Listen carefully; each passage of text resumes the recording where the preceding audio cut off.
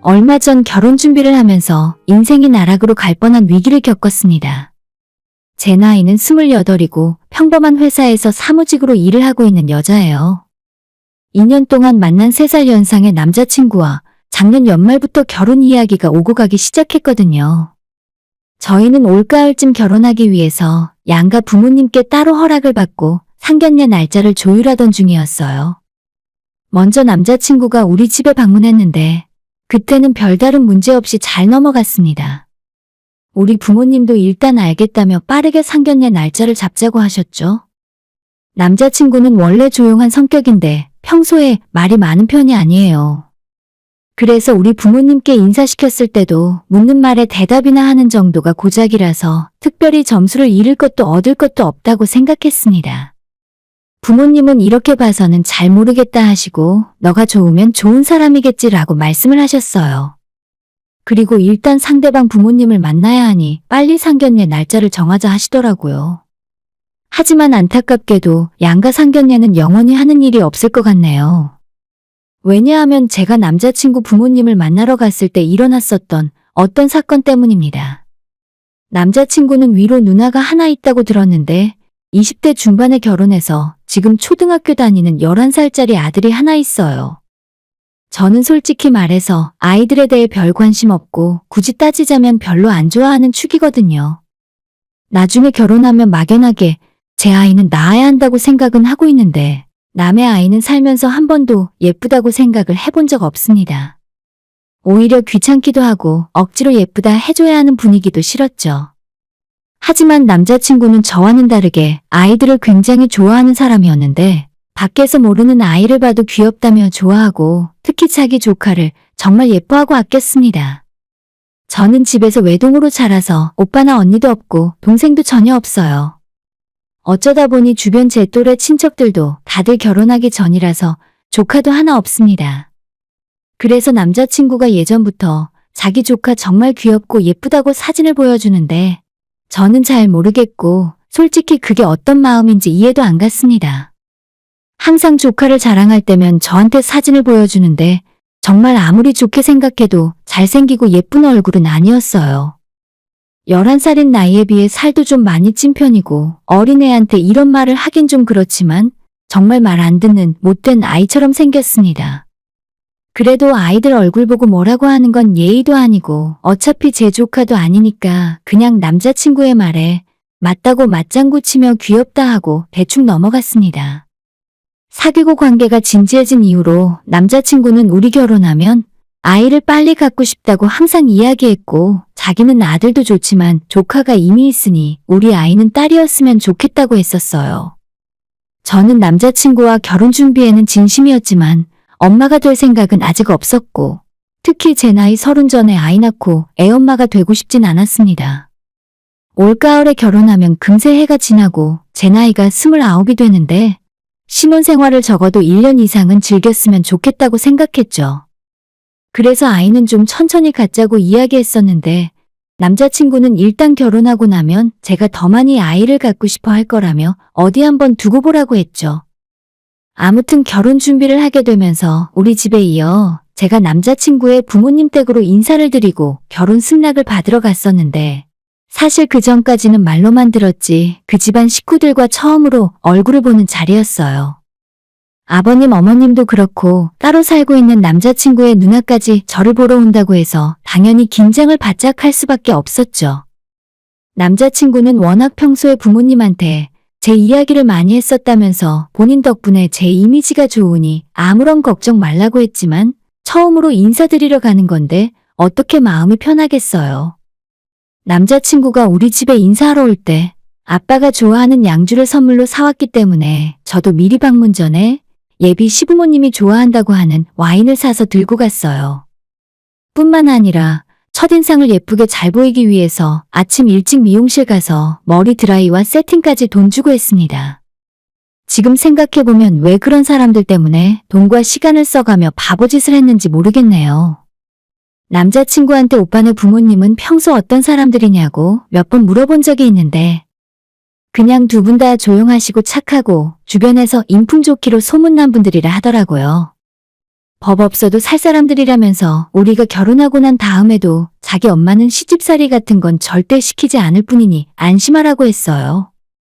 물론 아들이 자기 부모에 대해서 하는 말이니까 대충 걸러듣긴 했는데 그래도 저렇게까지 말을 하는데 완전히 상식을 벗어난 사람들은 아니겠거니 생각하고 있었습니다. 남자친구가 아파트 정문까지 저를 마중 나와 있었고 안내를 받으며 집으로 들어갔어요. 그것과는 별개로 정말 많이 긴장이 되더라고요. 약속 시간보다 15분 정도 일찍 도착해서 아파트 정문 앞에 마중 나온 남자친구와 먼저 만났고 현관문을 열고 들어가자 부모님이 저를 반갑게 맞아주셨습니다. 그리고 누나도 와 있었고 엄청 개구장이처럼 생긴 사진 속에서만 봤던 남자친구의 조카 역시 집에 같이 와 있었습니다. 안 그래도 살이 좀 찐 편이었는데 실제로 보니 11살이라고는 믿기 힘들 정도로 사진으로 볼 때보다 조금 더 크게 느껴졌습니다. 아이를 별로 좋아하지 않는 저이지만 첫인상을 좋게 하고 싶어서 먼저 아이에게 인사를 건넸는데 손에 들고 있는 핸드폰에만 시선을 고정한 채로 제가 하는 인사를 듣고 대꾸도 하지 않더라고요. 저한테만 그러는 줄 알고 무시하는 건가 싶었지만 나중에 보니 제 남자친구가 하는 말도 무시하고 어머님 아버님이 뭐라고 하던 말던 신경도 안 쓰고 대답도 거의 하지 않았습니다. 세상에 이렇게 싸가지 없는 애가 또 있나 싶을 정도였는데 어차피 내가 자주 볼 것도 아니라 상관도 없었습니다. 어머님께 제가 가져온 선물을 건네드렸고 이제 식사 준비가 거의 다 되어 가니까 잠깐 거실에 다 같이 앉아서 기다리라고 하셨어요. 어머님이랑 남자친구의 누나가 주방에서 마지막으로 상차림을 하고 있었는데 가만히 앉아있기 눈치가 보였습니다. 제가 수저라도 놓던지 뭐라도 도우려고 했지만 너는 오늘 손님으로 왔으니까 그냥 거실에서 조용히 앉아있으라 하더군요. 아버님이랑 잠시 대화를 나누고 남자친구 조카에게 또다시 말도 한번 걸어봤는데 여전히 저한테는 눈길도 주지 않고 대답도 하지 않았습니다. 그러는 사이에 식사 준비가 다 되었고 온 가족이 커다란 상에 둘러앉아서 밥을 먹기 시작했어요. 그쪽 가족들이 제게 간단한 질문도 하고 저도 어머님 음식 솜씨 칭찬도 하면서 나름대로 화기애애한 분위기가 이어졌습니다. 한참 대화를 나누면서 밥을 먹고 있었는데 조카는 금방 자기 밥그릇을 다 비우더니 아주 자연스럽게 냉동실에서 아이스크림을 꺼내 들고 방으로 들어가 버렸어요. 하루 종일 핸드폰으로 유튜브를 보며 게임을 하는 것 같았는데 아직 어린애한테 저렇게 핸드폰을 하루 종일 보게 해도 되나 싶었죠. 그것과는 상관없이 저희들끼리 식사 분위기는 좋았고 양가 상견례 날짜는 언제로 하는 것이 좋은지 등의 이야기가 계속되었습니다. 2시간 정도 대화를 나누며 밥 먹고 차 마시고 상견례 날짜를 대충 정한 뒤에 저는 시간이 너무 늦어져서 집으로 돌아가려고 했죠. 인사를 드리고 제 가방을 챙기기 위해서 아까 아이가 들어간 방의 문을 열었습니다. 안녕? 누나 이제 갈게. 다음에 또 만나자. 제가 아이한테 돌아간다는 인사를 했는데도 곁눈질로 저를 힐끗 한번 쳐다보더니 그냥 다시 핸드폰에 시선이 고정되었습니다. 물론 대답도 전혀 하지 않았고요. 속으로 뭐 저런 애가 다 있나 싶어서 그냥 제 가방만 챙겨 들고 나왔는데 애엄마가 멋쩍은 듯 웃으면서 요즘 아들 키우는 게 다 그렇다고 벌써 사춘기가 왔는지 부모랑도 이야기를 잘 안 한다 하더라고요. 그냥 그렇구나 싶어서 부모님께 인사드리고 빠져나왔어요. 남자친구가 또다시 택시 타는 곳까지 저를 바래다 주었고 빨리 집에 돌아가서 우리 부모님에게 상견례 날짜를 본격적으로 상의해야겠다는 생각뿐이었습니다. 다른 곳 들르지 않고 바로 집으로 돌아왔고 방에 옷 갈아입고 나서 가방을 옷장 안에 넣어두고 그 안에 있는 물건을 꺼내려고 했어요. 그 가방이 평소 잘 들고 다니지 않는 비싼 가방이라서 비워두고 있거든요. 다른 건 전부 그대로 있었는데 제 지갑이 통째로 사라져서 보이질 않는 겁니다. 남자친구 집에서 올 때는 핸드폰으로 택시를 호출해서 왔기 때문에 지갑을 꺼낼 일이 없었는데 갈 때는 지하철 탈 때 교통카드를 분명히 찍었거든요. 다행히 지갑에 있는 돈이 엄청 큰 돈은 아니고 5만 원짜리 한 장과 만 원짜리 5장이 있었어요. 돈이 문제가 아니라 그 안에 카드랑 신분증이나 중요한 것들이 많잖아요. 그걸 언제 다 일일이 재발급을 받아야 할지도 모르겠고 머리가 지끈지끈 아파왔습니다. 중간에 제가 지갑을 떨어뜨려서 잊어버렸나 하고 다시 천천히 생각을 해봤는데 분명히 남자친구네 집 앞 지하철역에서 나올 때 교통카드를 찍고 그리고 나서 제 가방에 넣었던 기억이 확실하게 있습니다. 제가 평소에 덜렁거리는 성격도 아니고 살면서 아주 어릴 때를 제외하면 지갑이나 다른 중요한 물건을 잃어버리고 다닌 적도 없어요. 남자친구네 집에 가자마자 가방과 입고 간 얇은 외투는 남자친구 방에 넣어두라고 하길래 방 안에 있는 옷걸이에 걸어두었거든요. 당연히 한 번도 열어서 안에 있는 물건을 건드린 적도 없고 집에 올 때까지 그대로 있었을 겁니다. 이 상황에서 의심이 되는 건 방 안에서 핸드폰을 하고 있던 남자친구의 조카 하나뿐인데 의심만 할 수 있는 거지 혹시 내 지갑을 훔쳐갔냐고 대놓고 물어볼 수도 없잖아요. 머리는 아프지만 일단 급하게 신용카드부터 정지를 시키고 나머지 문제는 그 다음에 생각하는 게 낫겠다 싶었어요. 어차피 카드 분실 신고는 주말이건 평일이건 상관없이 언제든 할 수 있으니 핸드폰을 들고 카드 회사 전화번호를 검색하고 있었는데 그때 갑자기 문자 알림이 뜨더라고요. CU 편의점 27,500원.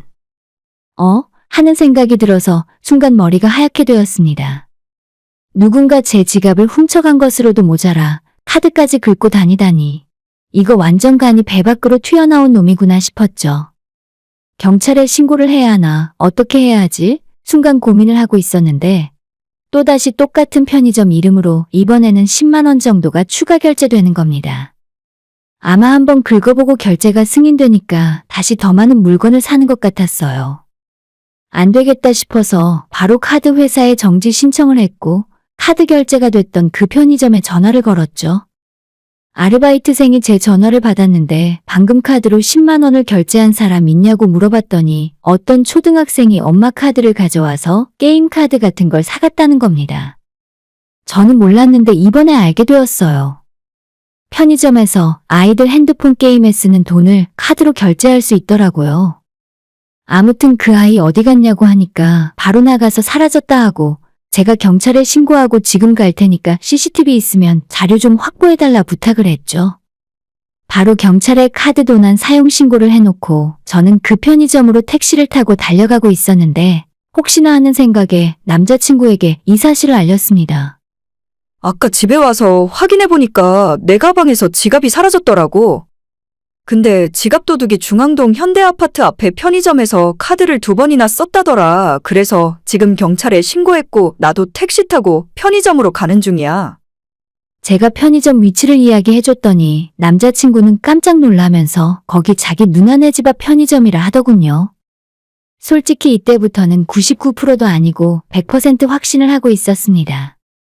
일단 경찰 불렀으니까 같이 CCTV 확인하고 범인 잡으면 다시 연락을 한다고 했죠. 출동한 경찰관분들이 저보다 먼저 편의점에 도착해 계셨고 원래 저는 CCTV 화면을 볼 수 없다고 했습니다. 그래서 경찰관분들이 저 대신 제 카드를 쓰는 장면을 확인하고 있었는데 몇 분이 지났을 때 아까 봤던 남자친구의 누나와 조카가 편의점으로 헐레벌떡 뛰어들어왔습니다. 아, 여기 있었네? 아니, 아까 우리 아들이 조금 실수를 한 것 같더라고. 도둑 아니야. 도둑 아니니까 신고한 거 취소하고 경찰도 그냥 돌아가라고 해. 무슨 이 정도 일로 경찰까지 부르면서 유난을 떨고 그래? 우리 아들이 지갑이 땅에 떨어져 있길래 호기심에 가져온 것 같아. 여기 있어. 돈도 그대로 있을 거야. 근데 이미 쓴 건 어쩌겠어? 앞으로 외숙모 될 사람인데 용돈 줬다고 생각해. 두 모자한테서 미안하다거나 잘못했다는 내색은 전혀 보이질 않았습니다. 끝까지 제게 사과 한마디 없었고 마치 별일도 아닌데 경찰에 신고를 해서 일을 크게 만드냐는 식이었죠. 아니요, 제 지갑은 땅에 떨어져 있지 않고 분명 제 가방 안에 잘 들어 있었어요. 누가 가방을 열어서 지갑을 훔쳐갔겠죠.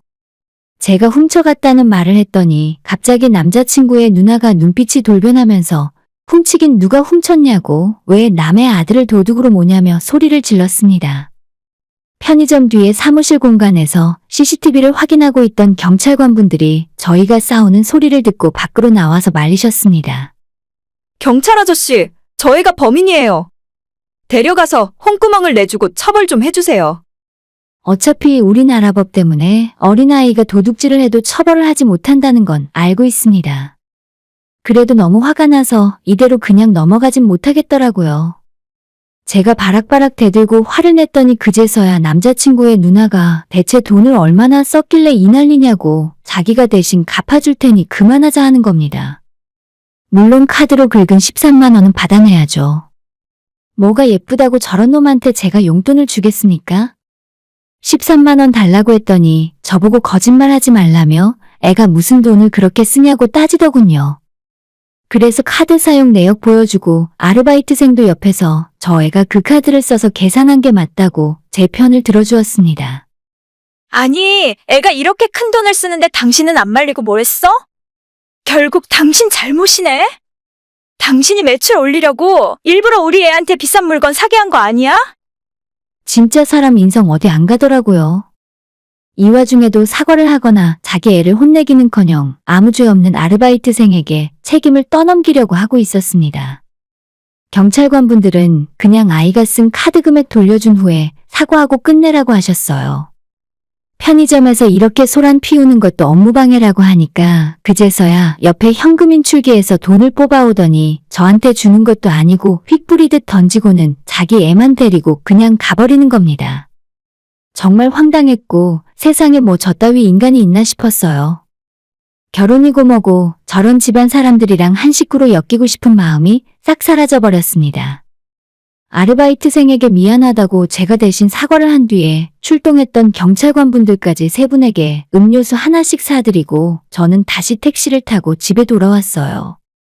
너무 한꺼번에 많은 일이 생겨서 정신이 하나도 없었는데 남자친구한테서 어떻게 됐냐며 물어보는 연락이 왔습니다.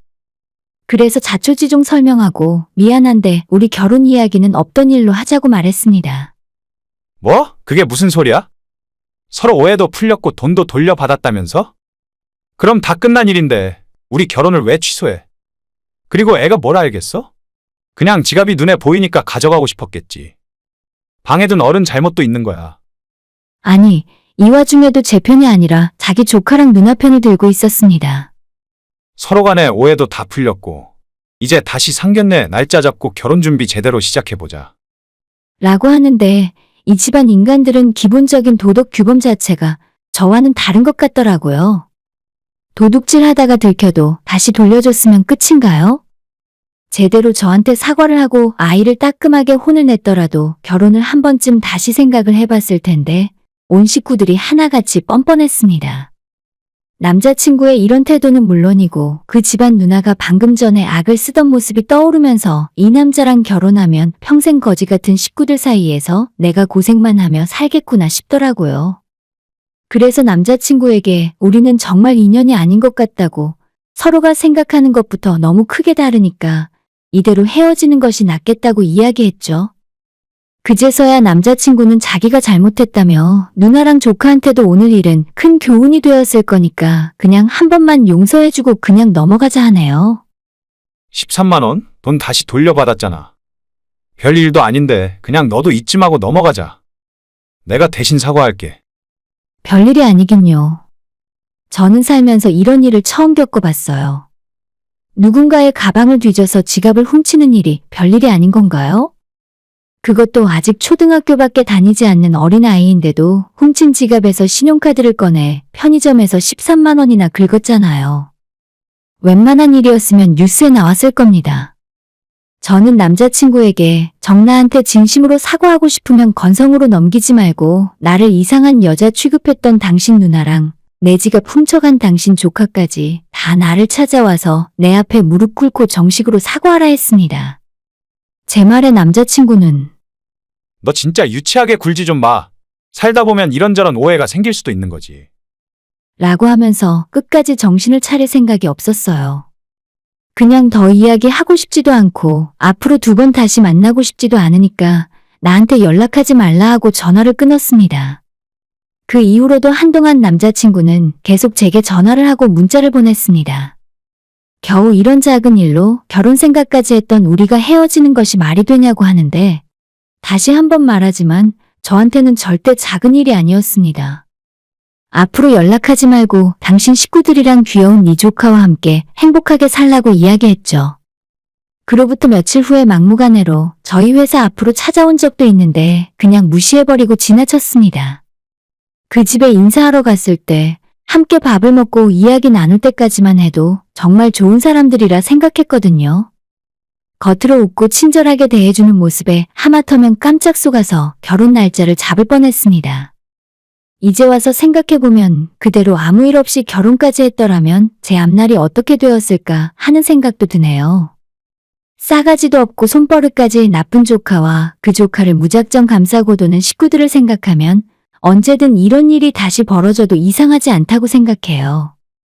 우리 부모님이 명절에 차례상을 잘 차린 덕분에 조상 신이 한번 도와줬다고 밖엔 생각이 안 들고 이제는 그날 제 지갑에 손을 댔던 그 아이에게 고마운 마음까지 듭니다. 덕분에 거지 같은 인간들 피할 수 있었잖아요.